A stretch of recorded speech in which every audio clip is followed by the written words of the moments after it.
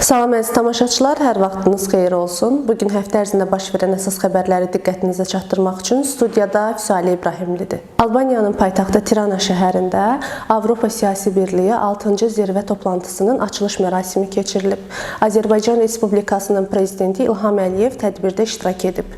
Albaniya Respublikasının baş naziri Edi Rama Azərbaycan prezidenti İlham Əliyevi zirvə toplantısında iştirak edən digər dövlət və hökumət başçılarını qarşılayıb. Albaniyanın paytaxtı Tirana şəhərində baş tutan Avropa Siyasi Birliyinin 6-cı zirvə toplantısında iştirak edənlər arasında Ermənistanın baş naziri Nikol Paşinyan da olub.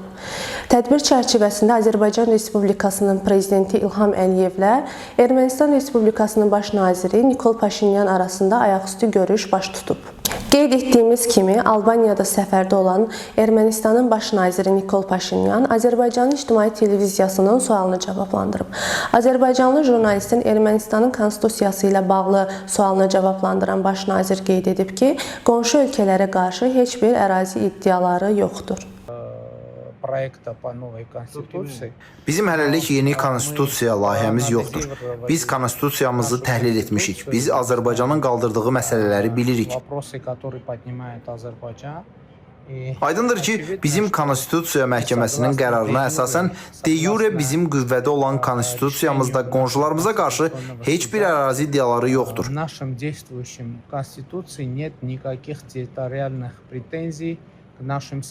Bu artıq hüquqi cəhətdən qeyd olunmuş faktdır. Bu çox vacibdir. Davam edirik. Xankəndidə ilk dəfə qəbul imtahanı keçiriləcək. Dövlət İmtahan Mərkəzindən bildirilib ki, may ayının 25-də 2-ci və 3-cü ixtisas qrupları, iyunun 1-də isə 1-ci və 4-cü ixtisas qrupları üzrə Respublikamızın 24 şəhər və rayonunda ali təhsil müəssisələrinə qəbul imtahanı keçiriləcək. Eyni zamanda Dövlət İmtahan Mərkəzi 25 may və 1 iyun tarixlərində Xankəndi şəhərində də qəbul imtahanı keçirəcək. Bu, işğaldan azad edilmiş ərazilərdə keçirilən ilk qəbul imtahanıdır. Qarabağ Universitetində imtahan təşkil olunacaqdır. İmtahanda iştirak etmək üçün 2-ci, 3-cü qrup üzrə 51 abituriyent qeydiyyatdan keçibdir.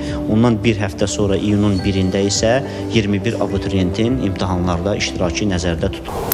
Böyükşor Pirşağı yolunun bir hissəsində hərəkət müvəqqəti olaraq məhdudlaşdırılıb. Bu barədə Azərbaycan Avtomobil Yolları Dövlət Agentliyi məlumat yayıb. Bildirilib ki, Böyükşor Pirşağı yeni avtomobil yolunun 7,6 kilometrlik hissəsində yeni yerüstü piyada keçidinin tikintisi ilə əlaqədar olaraq hərəkət müvəqqəti olaraq məhdudlaşdırılıb. Hərəkətin məhdudlaşdırılması bugün səhər saat 07:00-dan başlayaraq bir neçə saat ərzində qüvvədə olacaq.